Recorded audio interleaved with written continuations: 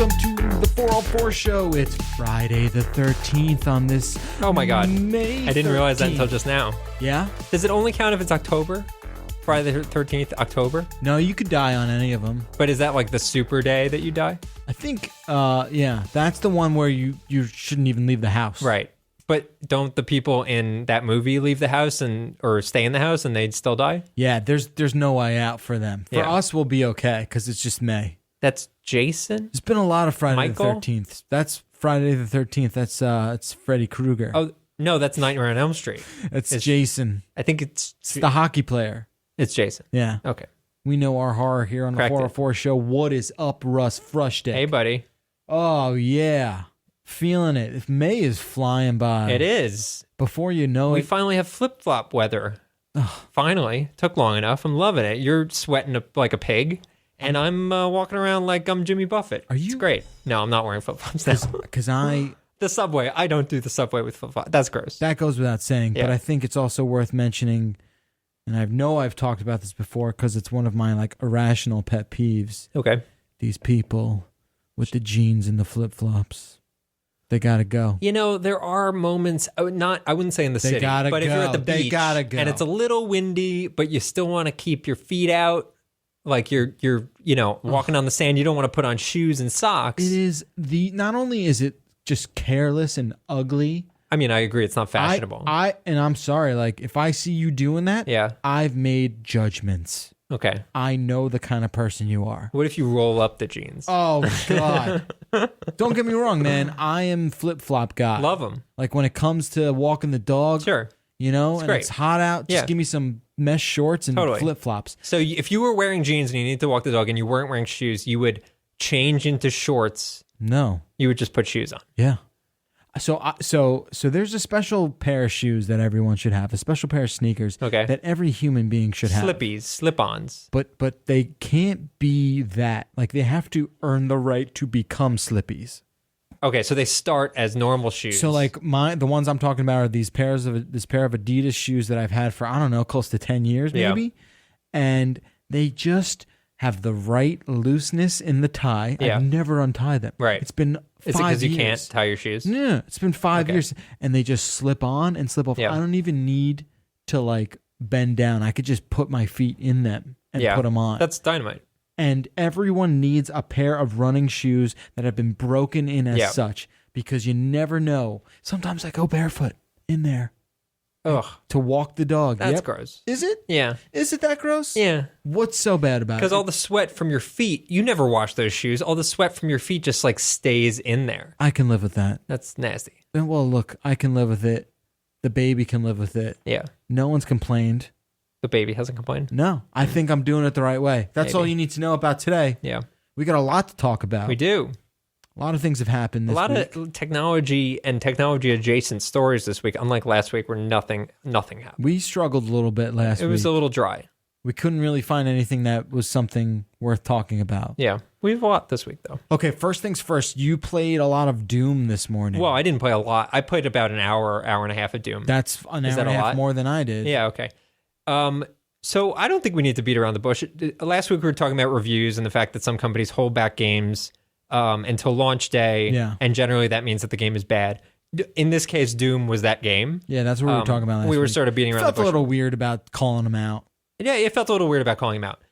I'm going to bring it back again this week because I'm shocked to reveal that Doom is really, really fun. I had a really good time playing Doom this morning. Okay, great. I love hearing that. Yeah. Why is it so good? It's super fast. It feels like the original Doom, and it looks like gorgeous. And It looks like gorgeous? like gorgeous. Yeah. Just like gorgeous. Like the thing gorgeous. Ithaca is gorgeous.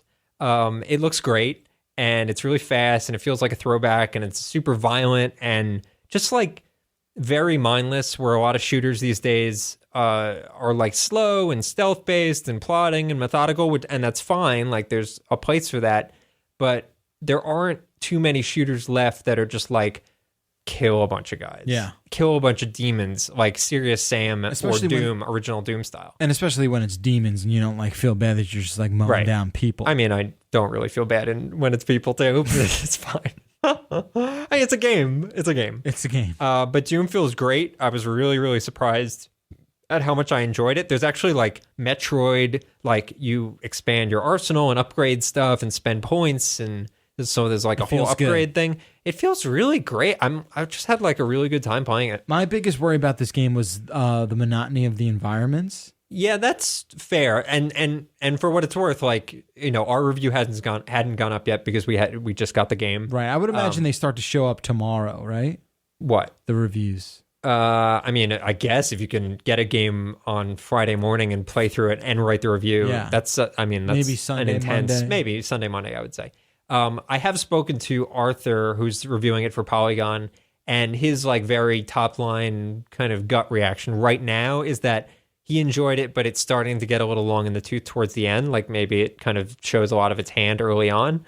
For me, if I'm looking for like a very mindless game to play for 15 minutes when I get home or whatever, this seems like it really fits the bill. I'm psyched, man. We had all these really negative, sort of preconceived notions about this game. I mean, it's usually that's the case when they hold a game back. And granted, the beta came out, and the beta response was not over the moon. Right. I've never really been a fan of multiplayer in Doom, but it seems like the campaign is where a lot of the fun is. Man, and I guess I'm kind of shocked. Yeah, me too. Just in the sense like how it all played out. So yeah, your initial sort of reaction or impression is like, all right, well, they held it back, so this game is bad. There's no confidence there. Right. But then people start to play it this morning. It's like, no, this game's pretty good. The only thing I can really think of was maybe they wanted like a critical mass of people being like, whoa, this is super good on the day of launch. Yeah, because you know what? And maybe that's going to work out for them because a above average, lukewarmish sort of response Tuesday exactly is less than the impactful, oh my God, this game's good, you guys, on Friday. Right. Everyone goes and buys it for the weekend. Exactly. And that's a thing. Look, give them credit. It's a strategy and it might work. I think more games should come out on Friday. That makes way more sense than Tuesday. I feel like I've had this conversation with someone who knew exactly why this was the case. Yeah, I don't get it. I don't know. I think, I want to say there used to be a time when games did come out on Fridays. I mean, games have come out on Fridays before. They do Nintendo now. sometimes and they do now. Like your Call of Duties do that now, and but most Uncharted. 90% of games come out on Tuesday, so it's weird. I don't know the reason for it. If anyone knows, call or write in. Yeah, write in. I'm curious to know officially. Like, I'm sure it's like a shipping logistical thing. Maybe. Yeah. I don't know. But yeah, Doom is not bad according to Russ Frushtick. I got my copy last night at midnight. I downloaded it. I didn't play it. There's some other stuff I want to check out first, but now it sounds like I'm going to be spending some time with this Doom game this weekend. Yep. Which, I mean, and we haven't even touched on the fact that, like, can we for 1 second wax nostalgic about the first time you played Doom? You know what's weird is that I don't have that moment because the first of that kind of game that I played was Wolfenstein 3D. So what came out first? Wolf 3D came out first. And what year was that? I want to say that was 92 or 3, maybe 4. So that was Wolfenstein 3D. Yeah. 92. Yeah. Okay. Really? Wow. What is that? 14 years ago. Yeah. I'm sorry, 24 years ago. Right. And if you compare that to Doom, I mean, it's pretty primitive graphically compared to Doom. Like they didn't have environmental similar kind of thing. Similar, very similar gameplay, but Doom took it a step further. There's no like environmental textures. There's no 3D. I mean, Doom has like very basic 3D, like elevation stuff like that. Which Wolfenstein is all flat. didn't. Yeah, Wolfenstein's just flat. But I mean, the first time I played Doom, because I did know that Wolfenstein came out before, preceded Doom. But like the first time I played Doom, I thought I was like, oh, I'm doing something bad. Yeah, like that's how I felt about Wolf 3. Same thing. Oh, that's blood? Right. There's like 6 pixels of blood? Right.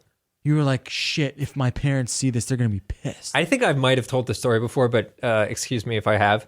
My grandparents bought me Wolf 3D when we visited them in San Diego.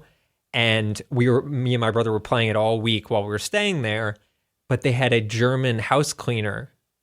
And when she came, my grandparents were like, you need to turn the volume down. Because the game is full of like, Achtung!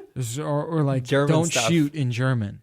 Yeah, right, exactly. Please, I have a family. Yeah, like, oh, I'm just following orders. It's my last day before retirement. No, it's terrible. I can't really feel bad about shooting Nazis. But yeah, I mean, it was grim and super graphic, and Hitler Before melts. its time. Very before its Hitler time. melts. Yeah, he melts in slow motion. It's great. Yeah, it's super weird, right? But I just remember playing Doom and being like, I think the most troubling thing for 10-year-old Jeff or 12-year-old Jeff, however old I was when I first played it, was like, I don't like the bodies. Like, there's just so many bodies on the floor. The dead Space Marines, you mean? Yeah, the dead Space Marines, and the fact that no matter where you go, they follow you. Oh yeah, in their perspective. The weird, parallax. They're just 2D. 3D. They're just because they're 2D, right? Exactly. And they kind of just follow. The bodies are watching you. And I just remember being really upset about that. Yeah. But then I remember all the weird Doom third-party mod levels you could buy. Yeah. I would go to CompUSA, which was the best buy of PC peripherals back in the day in the 90s.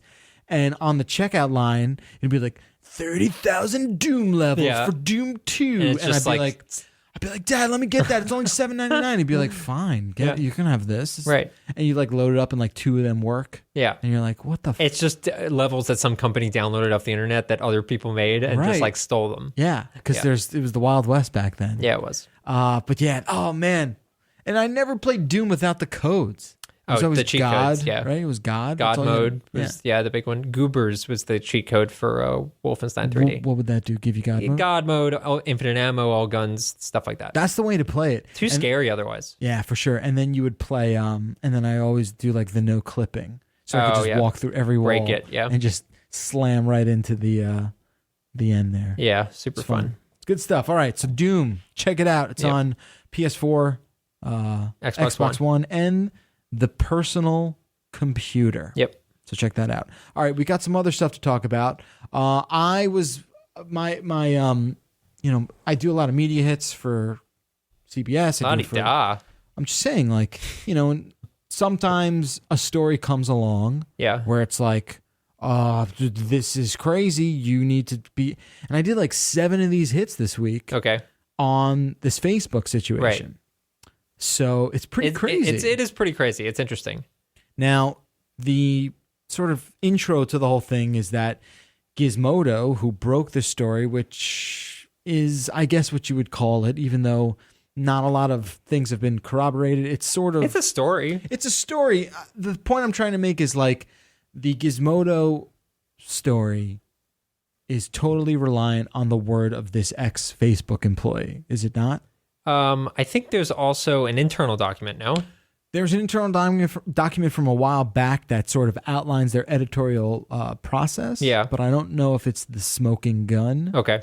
Regardless, the controversy is that Facebook is being accused of curating the trending topics that appear in its very popular news box to the right sidebar of your sort of feed that you get on Facebook. Right.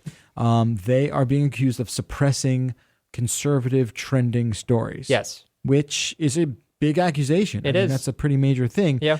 Now, to me, this would not be as big of a deal if you, as a Facebook user, wasn't under the sort of silent agreement or understood agreement that the stories I'm seeing in the trending topics are this organically served sort of thing that just the algorithm spits out. I mean, that's what I always assume to a certain extent. Right. But the point I'm trying to make is when you go to certain news outlets, the kind of stories you're going to read. Yes. Because a lot of news outlets lean one way or the other. Yes. A few hang out in the middle. Sure. But there are certainly biases in news media, right? Yeah. So when you go to Facebook, you're sort of just all right, well, maybe this is a culmination of all the people I follow, their likes, the things I like, and I kind of get something that maybe I want to see. Yeah.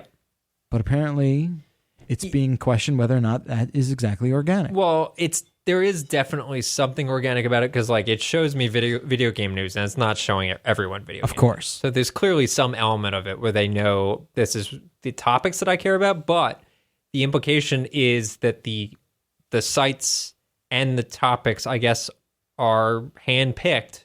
I don't think they're necessarily they might like sort of whitelist certain sites, and then any of those sites that get the talk about a given topic would then bubble up. Right.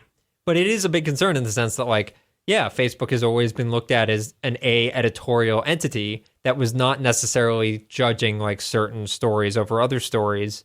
The idea is like, oh, well, if all of, if one of these conservative leaning stories is trending, the accusation is that Facebook did something to suppress that. Right. I mean, this went all the way up to the top. Mark Zuckerberg came out and said, we have found no evidence that this report is true. If we find anything against our own principles, you have my commitment that we will take additional steps to address it. So, I mean, he doesn't know about it, or at least he's saying he doesn't know about it. Sure. Their vice president of global operations came out and said, if a story is given importance on the level that may make the topic more likely to be seen, it wouldn't affect anything. Yeah. I don't know. You know what's really interesting, though, is, okay, so John Thune, the Republican senator from South Dakota, came out and was like pushing against this, like, we need to review their practices, et cetera, et cetera. My question is, what power or decision-making would Congress have over this? Isn't it essentially Facebook's business, like what they do? I'm equally as confused. Like, I don't understand how that intersection happens between government and politics. Would the government intervene in like the way a newspaper was operating, right, and being like, like, guys, oh, the Post doesn't seem equally handling both sides, right? So like, what are they investigating? Like, and what will they do when they find X or Y? I guess the only thing that I can think is if the general assumption or the implication is that these stories are editorial and just like filtered up, and that's what the entire public thinks, you could argue like a fraud aspect where it's like, oh, that's not actually how things work. Right. And they're hiding that fact. It's almost like, I guess it's almost like the 21 scandal with those game shows in the 1940s, right? Right, yeah. Where it's like, that's a private entity. Like, could they rip a bunch of people off or fool everyone? It's their private business. Or, I guess, baseball, too, with the steroids. I wonder, like, their agenda, right? Like, what is on the docket? Like, why does this concern us? Why does John Thune care? Yeah. Because he's a Republican senator. No, I know why he cares. Sure. I know why he cares. Right. I'm saying, why does the government care? Like, he's the government. Yeah, but I'm saying, like, why does the government care enough to probe it? Because the government is just made up of people that want their voices or their decisions heard. Right, but what we just got finished saying was, what is it their business? Right. I mean, that's a different question. Yeah, totally. That makes perfect sense. Right, is that like, is it their business? I think if they feel like they have any in for making it their business, whether it's a fraud argument or something like that, I guess they could. Like, frauds against the American people theoretically could be investigated by the government, I guess. Crazy world. But man. It is very odd. Yeah, this is where we're at. This is where we're at. Yeah. Where it's like Facebook has such a massive influence on the planet that the second its credibility comes into question. I mean, if you think about it, like, if they were secretly taking $1 million from a set of 10 publications and only those 10 I hear a million, like, it'd be way more than $1 million. But essentially, like, if they took a bunch of money, wouldn't that be of the public interest to know that happened? Yes. It's just interesting. I just don't know, like, what law that is considered breaking. And the part I'm still confused about with all this is, okay, so you're telling me they've allegedly suppressed conservative-leaning stories. Yeah. Why would I see that anyway? Right? And I'm just saying, for my personal thing, like, yeah, I want them to. Right? You know what I mean? Like, the people I'm friends with, aside from the few like hate follows I do on Facebook. Yeah. Do you know what I mean? Yeah, like, totally.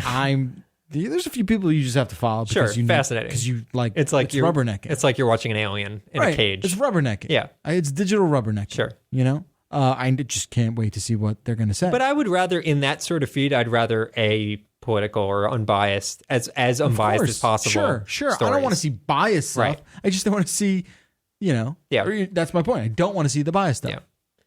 Yeah, it is really interesting. I use that a fair bit. Like, I know some people were saying, like, oh, no one really uses that right rail. It's kind of hidden. When you say no one uses it, what do you mean? I mean, you don't use it. Some people were saying, like, no one even sees the fact that it's up there on the right rail of Facebook, that news feed.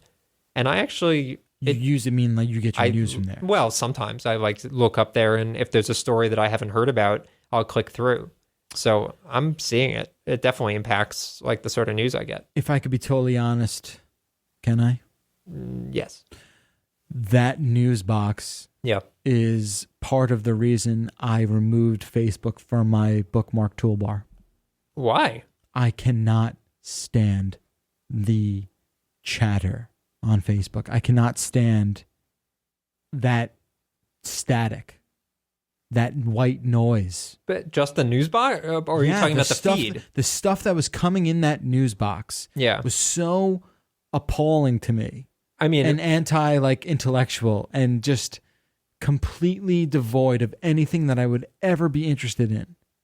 That I was just like, I cannot. Yeah, all three stories here. I mean, well, I'll tell you what I'm looking at right now. This is what came up for me.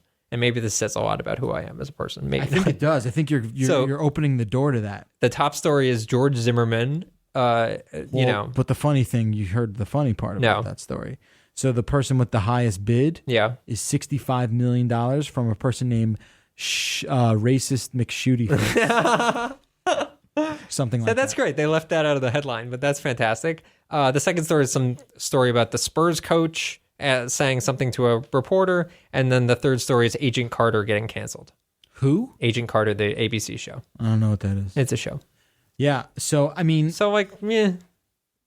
I don't know. I have a big problem. I had such a big problem with that with that news box. It just drove me crazy. And then, obviously you read that shit and you can't be like, well, I can't just ignore that. I have to click on this ridiculous headline. I need to do that. Yeah, it's very clickbaity, that news box generally. And you click it, and then you're like exposed to dozens of just assholes. Yeah. Just people who are terrible. Yeah. With awful opinions. Yeah.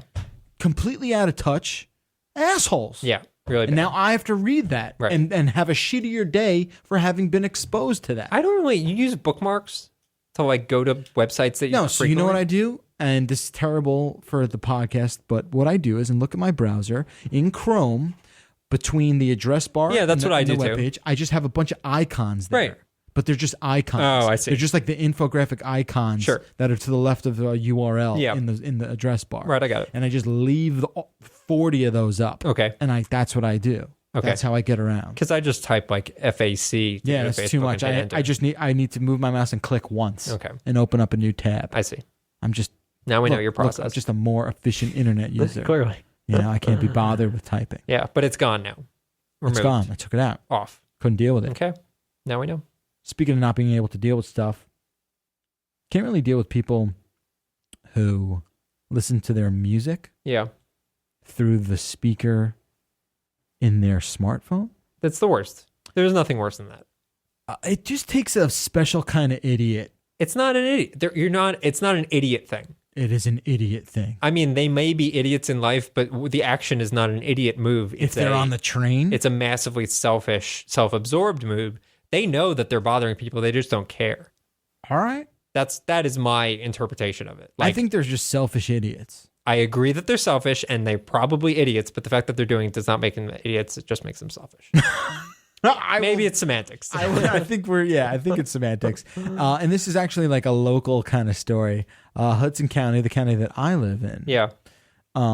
Has lifted a decades-old ban barring the use of boom boxes in public. So apparently, specifically in Jersey City, which is adjacent to Hoboken, Jersey City approved a new noise law on Wednesday night that required those playing music outside to make sure it isn't plainly audible from 50 feet away during the day. And that limit becomes 25 after 10 p.m. Oh. So this is just like a very strange... Yes. So did they ban... Did they intentionally ban the boombox law in favor of this less strict law? Well, that's the thing. Like, this is the new noise ordinance that they've approved that's gone into effect. Okay. So, I mean, number one, no one carries boom boxes anymore. I've seen some hipsters carrying them. All right. but maybe they do like a Bluetooth speaker now or something probably, like that, which is just not as cool. Like it doesn't have that attitude. Yeah. The way carrying a boombox on your shoulder used to, like a nice silver boombox. True. Which was just like, that was just running on batteries, huh? Yeah, like a lot of like D batteries. 17 D batteries. Yeah, that must have been heavy. That must have been super heavy. Yeah. Or like people really who throw just out your like back. bungee it to a shopping cart. Yeah. You know what I mean? Cool people like that. The cool people like that. So is the reason they did this because no one's using boomboxes, so they needed like a new terminology? I don't know. It's just a weird story. It's very odd. Right? And what, like, were they enforcing that? And like, does it, like, who was like furiously writing the city council and being like, I should be able to play my music outside out loud? I have that right. I even get pissed when people do that at the beach. Does that make me crazy?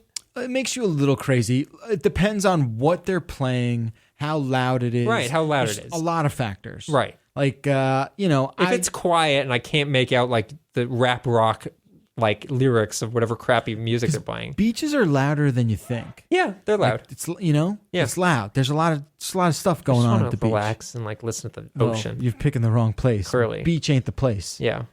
Beach is not the place to relax. You got to worry about eating all that sand. You got Wait, what? Yeah, you don't. That happens to me all the time. You eat sand? No, there's like a huge gust of wind. Yeah. And the umbrella I'm under creates this like wind vortex situation. Yeah. That I always wind up chewing on some sand. I have a very intense eating sand story. Should I share that now? It's so rare that it comes out. If there was ever a time. When I was about 10 years old, I was in summer camp and we had a day trip to the beach. And one of my counselors was like a typical bully counselor, would give the kids wedgies. You can't really do that anymore. You can't do any of that anymore. No, you can't do that anymore. I feel like all my counselors would be in jail. Yes, 100% accurate. Yeah. Well, this one, his name was Spider, and he would give kids wedgies. Camp counselor nicknames are the best. Yes. They're all like... That might have been his birth name. I'm not sure. They're all like horse and loogie. Yeah. Anyway, he gave me a wedgie, and I guess with the... I guess my body's center of gravity, which is admittedly a bit odd, caused, instead of my body to go up, my body tipped forward like a construction scooper, and my mouth, for whatever reason, opened. And he was like dragging me, so he pulled me forward. Yeah. And my mouth just filled with sand, and a fistful of sand was just like stuffed in my mouth, and it was very scary. That is so gross. It was really bad. Oh, that's like the cinnamon challenge. Yeah, it was bad. Yeah, with sand. Oh my God, instant puke. I'm sorry for all the people who just threw up a little bit. I didn't swallow it, but it was like terrifying to me. Taking sand out of your mouth, a lot of it. Yeah, it was there for like 3 months. Yeah, what do you do? Awful. Every now and then, everything you eat is crunchy. Awful. Ugh. Oh, I can't even go on from there. I'm sorry. I can't even move Sorry, on. I derailed. No, I'm just thinking like, and it was a lake beach. It wasn't even a beach, so it's like stagnant, like algae sand. I cannot explain to you how nauseous I am. I'm the nauseousness you get when you swallow seawater. Do you know what I mean? Where it's yeah. So I feel like we That'll just stick with ruined you. all these people's day. Who knew? Sorry. It was my experience. You'd think I'd have a more visceral reaction to it. Oh, man, I need to like spit right now. Is what I need to do. How do we get out of this one? That's what's happening in Jersey City, folks. Yeah, okay. But don't go to Jersey City if you like the peace and quiet. No, now you can do it. Yeah, if you like the peace and quiet. God, people listening to music on the... Ugh, well, hate it. Yeah, Or like people windows down, blaring your crappy, like whatever it is. Like, F you, dude. Just close your windows. That guy? You were never that guy in high school? I was in high school, fine. What were you blasting? Yeah, like Q1043 classic rock. Yeah? What else is new? Like all of a sudden you like pull up to the light and you look over to the left and it's Russ in his 1997 Honda Accord. 94 white Jeep Cherokee. And it's just like, any way you want it, that's the way. I was getting the lead out. Yeah, that's not that. But I know. That's fine. Yeah, I believe that. Yeah. That's intimidating, looking over. I'm adult now. Revving the engine a little bit? Yeah. See this white Jeep? Oh, I've never gone off-road with this baby. Yeah. That's awesome. Yeah, you were that guy at one point. I was that guy. For me, it's just more people who like, I don't know why it's okay. I don't mind it like in a car, but I mind it if you're walking down the street. It's okay if you're in a car because it's gone after like 5 seconds. Right. It leaves, and you know what? It doesn't sound as shitty. Yes. Like it's car systems, especially the boneheads who are playing it so loud. Some of them have decent sounding stereo systems. Usually it's just bass. It's all bass. Really not going to be the same quality coming out of your phone. No. Because your phone speaker sucks. I don't care if you've got the two front-facing HTC bullshit. It sucks. Yeah. It sucks. Your phone sucks. Don't be that guy. Okay. Got that out. Feels good. Feels real good. Let's talk before we get into some emails. We got a couple things left to do. You have a fun story that we'll do right before the emails. Let's talk about what I'm going to call a surprising Assassin's Creed trailer. I would call it, surprising. I'll go with that. Sure. So it debuted on Jimmy Kimmel tonight, which is I believe a late night talk show. Jimmy Kimmel Live. Jimmy Kimmel. Jimmy? Yeah. Jimmy Kimmel Live. I think that's what it's called. He is a comedian talk show host. Yes. He has a show on ABC. Yeah, we're given a lot of background. I think people know. They know? Yeah. He used to do the Man Show. Yes. Anyway, so they debuted Assassin's Creed, the trailer, with like a content integration thing with the show. Okay. So the trailer hits, and I'm watching it, and I'm like, you know what? This doesn't look as bad as it probably could. Yes. That was my reaction as well. There's like a lot of like, oh. Well, it's weird because I was watching that trailer, and it stars, what's his name? Magneto, that actor? Fassbender, Michael Fassbender. And the French actress. Ra's al Ghul's daughter. Yeah. What's her name? Marion Cotillard. And apparently the two of them were in a movie that this director did a while back. Oh, okay, cool. The trailer, I think what surprised me most is how accurate it looked to the game.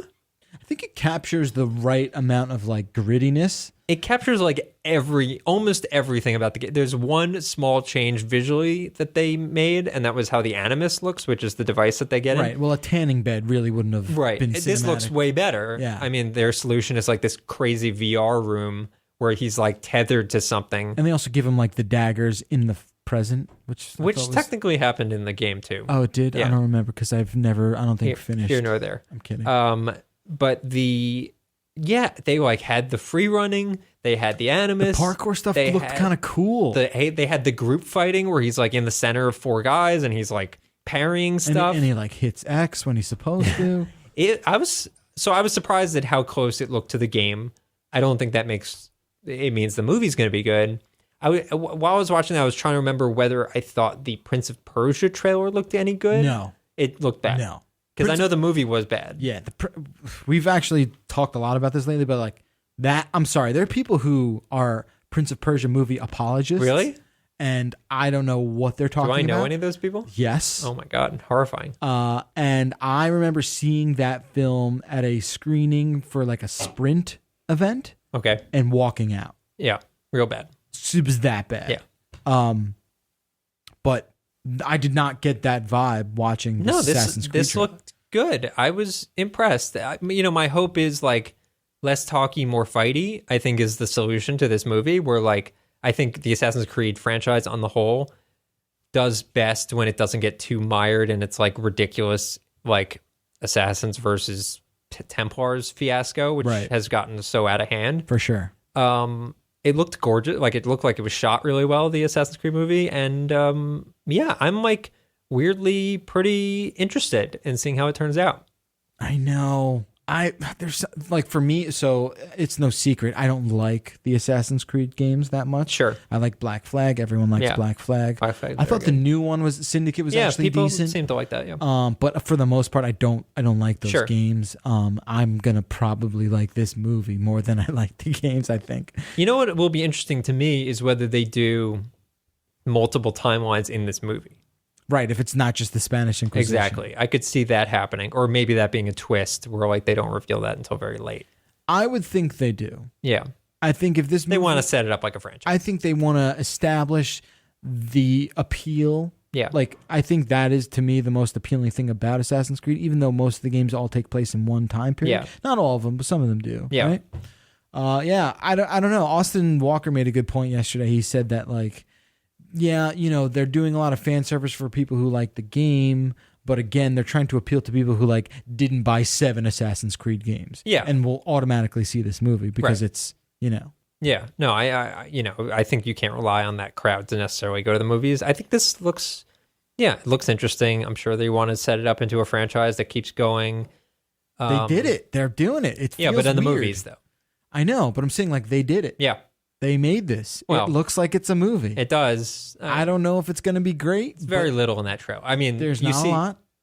Yeah. Visually, I think they're spot on. And I think the costume design's real good. Costume design's cool. It seems like they got the right amount of... I don't know who that other girl is. The other one's not Marion Cotillard. There's like another assassin who's got like the chin tattoo. Yeah. She which looks I think pretty is cool too. Yeah. I'm kind of feeling that. Yeah. I think, a lot of these things happen. You're like, oh, everything looks too clean. I think this looked all nice. right. Yeah. Man, I just want my BioShock movie. That'll never happen. It's too expensive. It's too expensive, but like they're doing Assassin's Creed, man. And another Assassin's thing, Creed exists in cities that exist. That's why it's so expensive. Is you need to build, I guess, a set that could do. It'd be, I guess, cool that they could probably do. They could get away with. Here's what I think.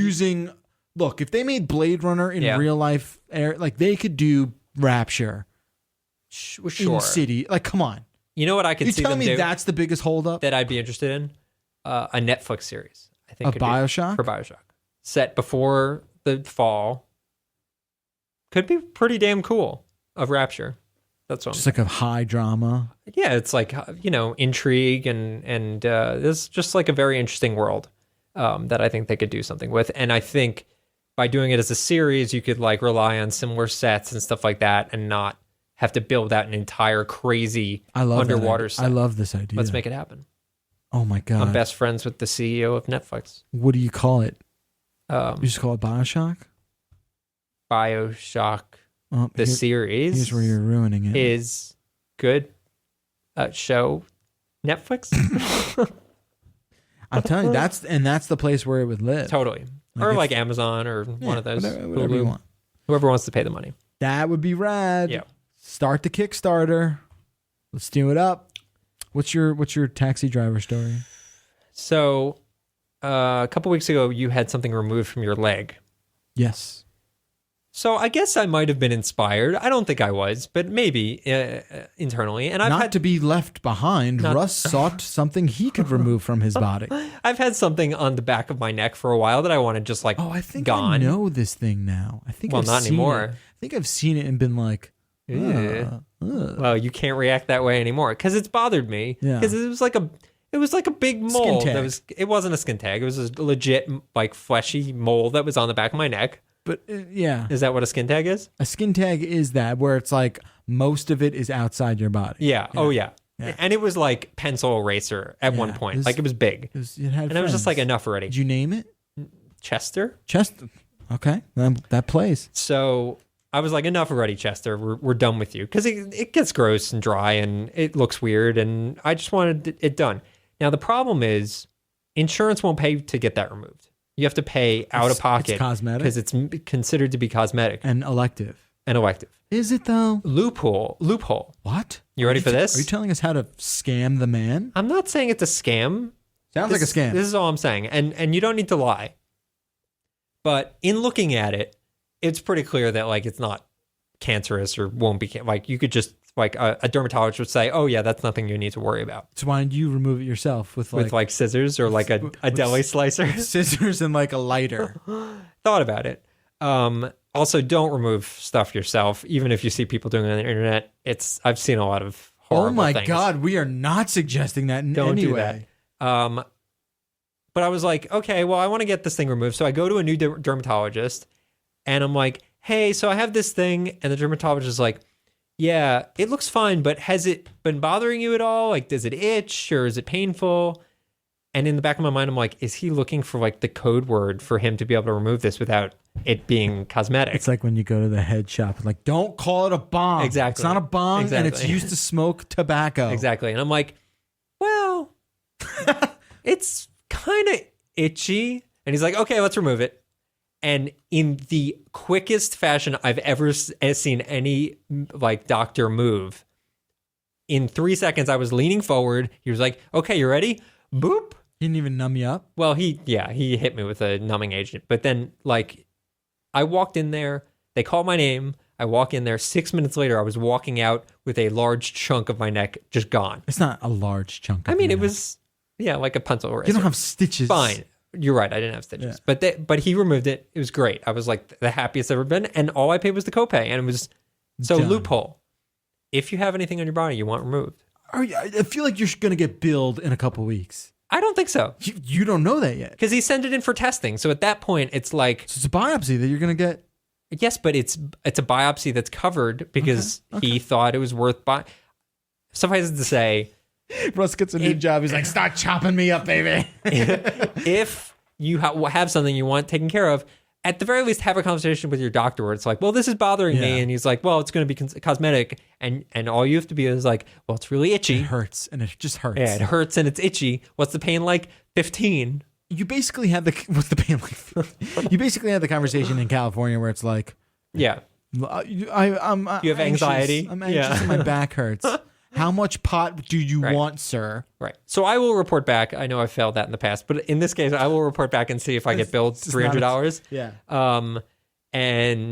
But I think I'm in the clear. I think it's all right. I'm happy for you, man. So that's a long way around to get to my actual story, which I know you were kind of setting me up for. Oh, right. Didn't this start with a taxi? Yeah. So it actually ends with a taxi. So I'm walking back to the office. Mm-hmm. I'm newly cut in the back of my neck. Yeah. And I'm feeling great because, like, mission accomplished. It was like a quick trip. You're really whistling, skipping down the street. I thought he was going to do the thing where he calls me back and blah, blah, blah.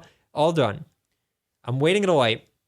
There's a woman in front of me, and a taxi driver pulls up in front of the woman, like perpendicular to the woman. Gotcha. This huge guy leans out of the window, the driver, Italian accent, like he looks like the most stereotypical like guy that would make you a pizza in New York. Like Alfonso. Yeah, bald, big, fat guy, Italian accent. Louis, looks like a Louis. Yeah. Leans out of the window to the woman. I'm like, oh, here we go. Yeah.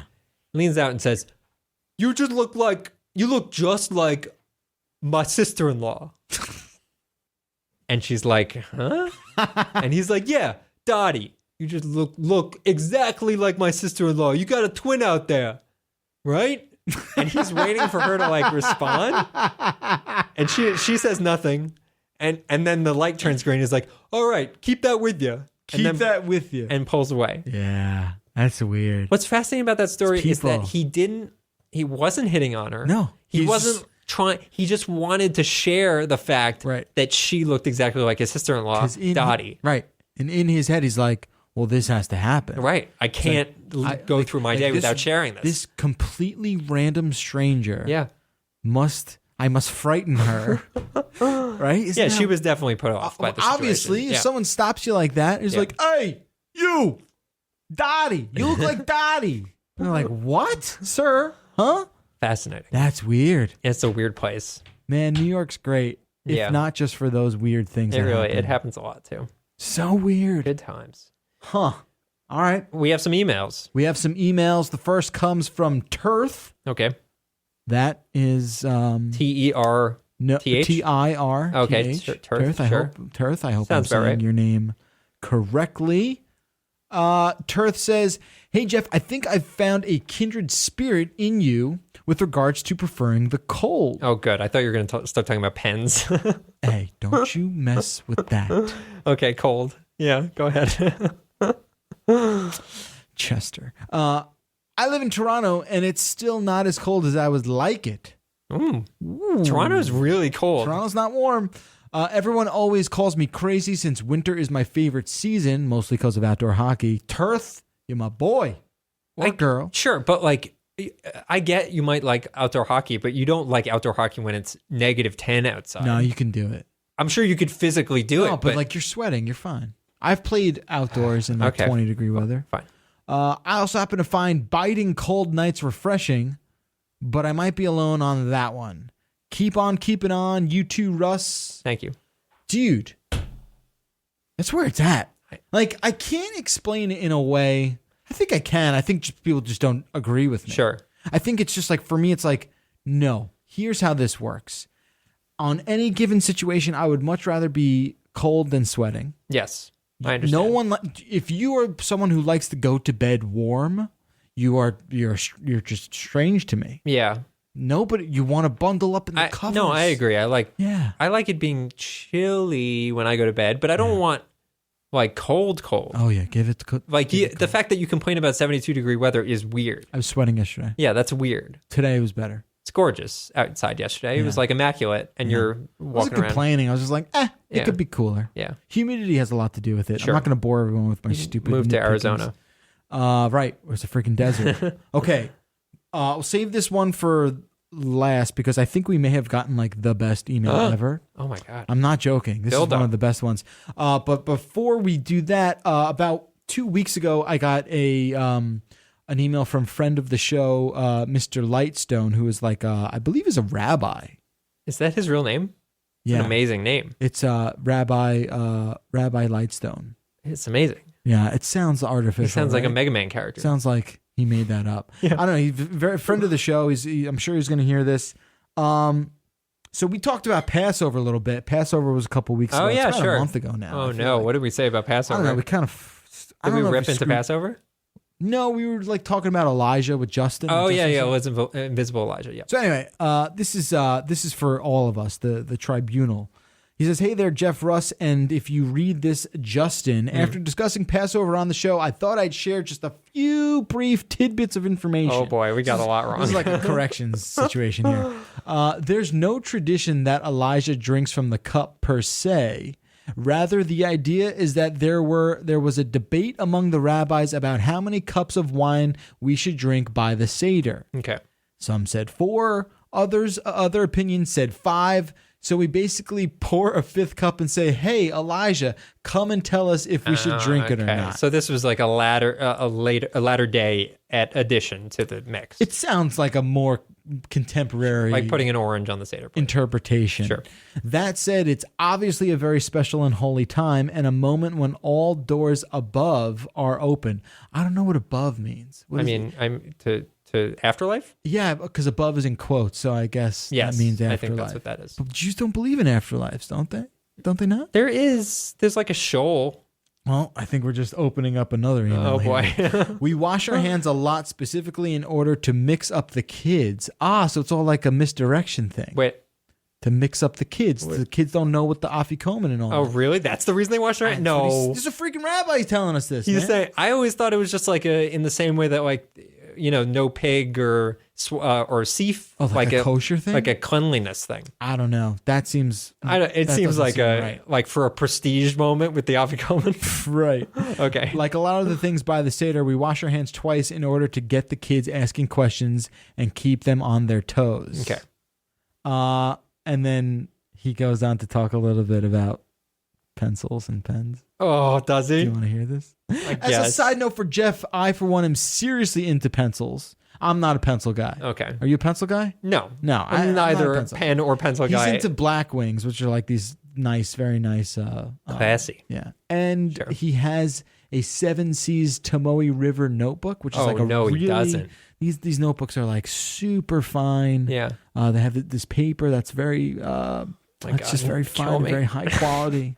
Okay, that's lovely. And it works well with some nice ink. Yeah, he uses graphite though.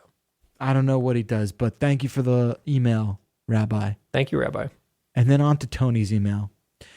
Ladies and gentlemen, we've been doing the show for a very long time. I'm not sure I had more fun reading an email.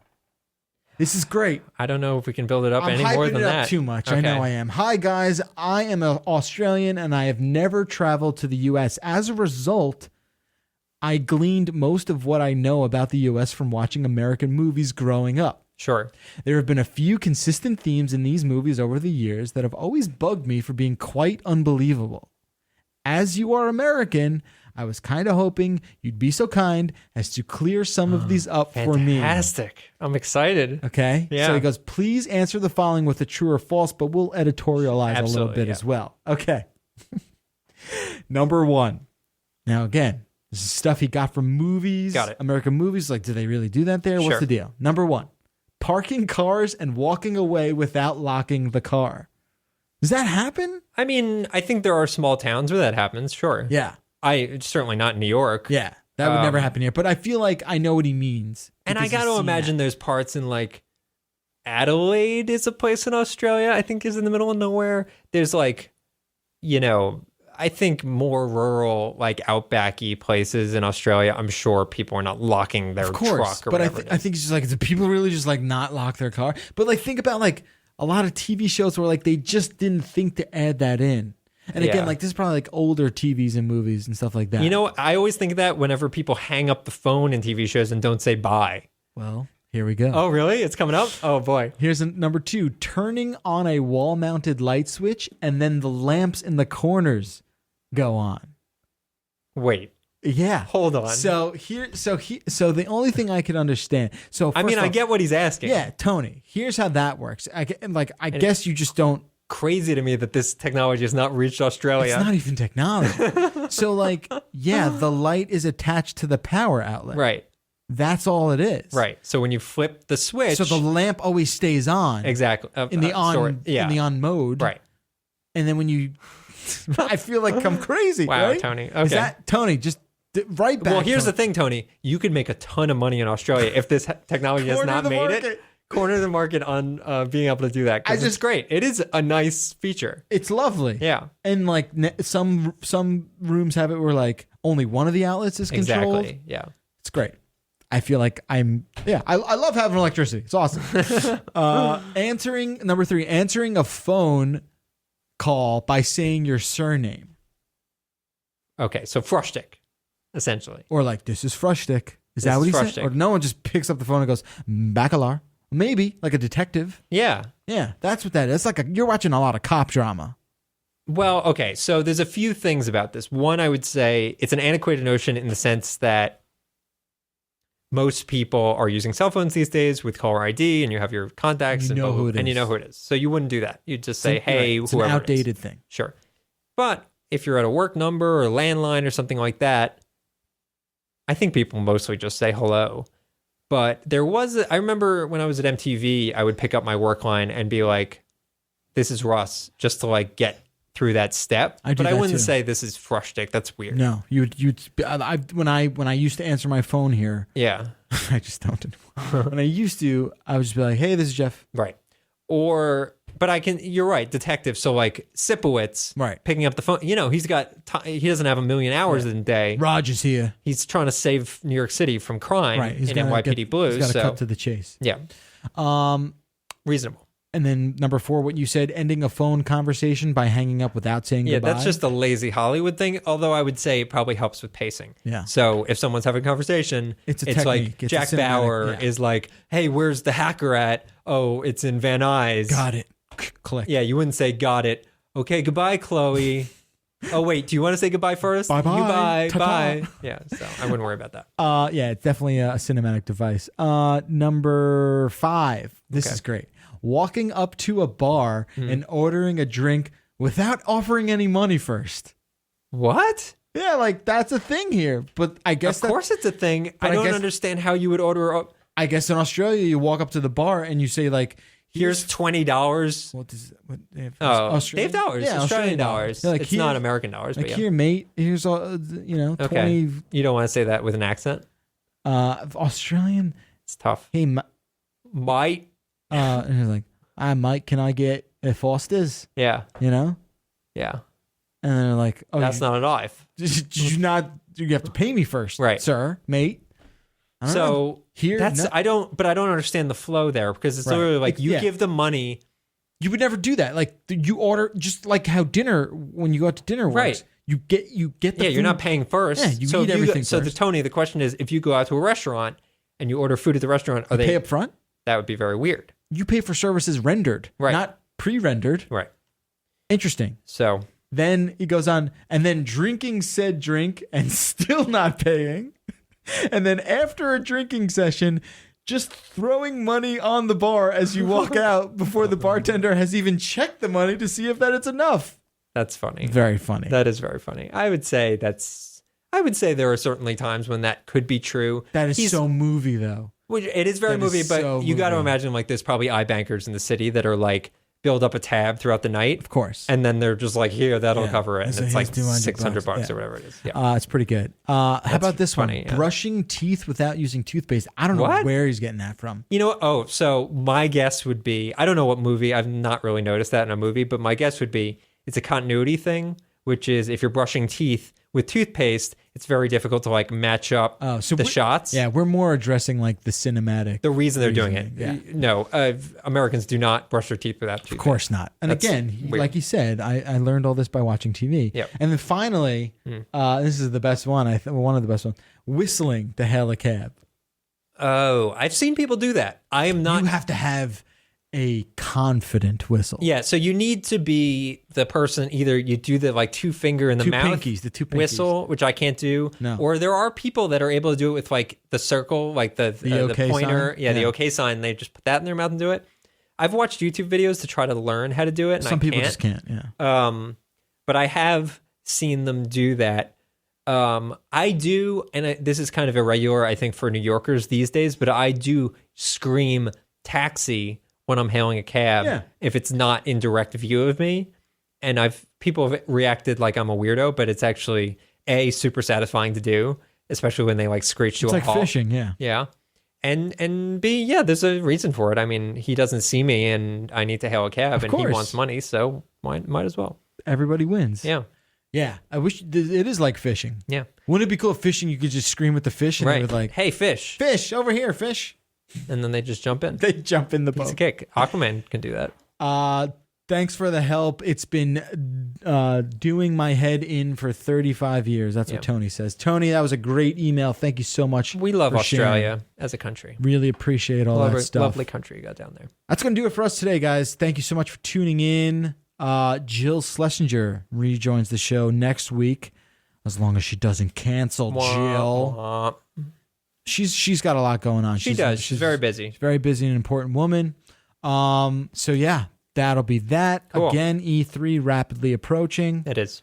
Man, that's wacky. We'll have one show we'll have the show the 10th of June will be like the lead up in. So you got about a month till that. If you want to see my playthrough of Doom, I live streamed it on Facebook this morning. You can just go to Polygon's Facebook page, facebook.com/Polygon, and you'll see my playthrough of Doom, which is like the first 2 levels, which took about an hour. All right, great. We'll link to that in the show notes. So head over to cnet.com/the404. That's going to do it for us. 866-404-CNET is the number. Leave us a voicemail. Shoot us an email like these fine people just did. The404@cnet.com. We're back next week. Brand new show with Jill. Until then, I'm Jeff Bacalard. I'm Russ Frushtick. This has been the 404 Show. Thanks so much for tuning in. We'll see you guys next week.